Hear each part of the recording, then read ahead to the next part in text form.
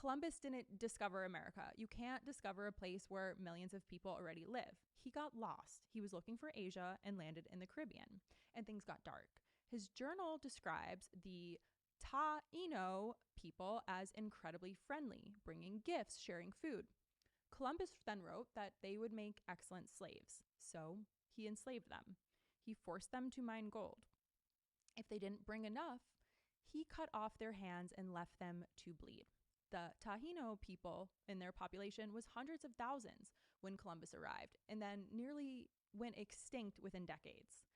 This repeated everywhere Europeans colonized. About 90% of indigenous people died within a century, one of history's largest losses of life. And we gave this guy a holiday?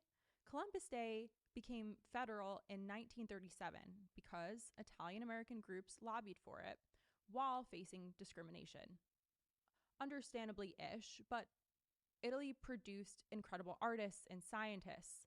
There are better options than a guy so brutal Spain arrested him in 1500. A Columbus holiday says conquest was worth celebrating. Indigenous people and many people still see it here as an erasure of indigenous people.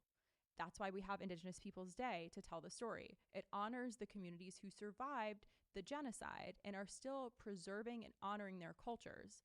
Indigenous people still face colonization's legacy: stolen land, over 500 broken treaties, double the poverty rate. Missing and murdered Indigenous women barely get recognized and get any media coverage.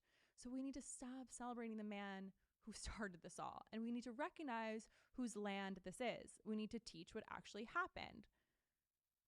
The Indigenous peoples' influence on democracy, agricultural innovation, nations that existed and still exist. This isn't political. This is just accurate, you guys. The land you're on has a history starting thousands of years before 1492, with people who built civilizations and lived sustainably. Their descendants are still here. They're still contributing. They're still fighting.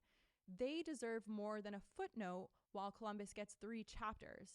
Tell the truth. Let's honor these people. Let's learn from the cultures that understood how to care for this land. Indigenous Peoples Day is a correction to Columbus Day.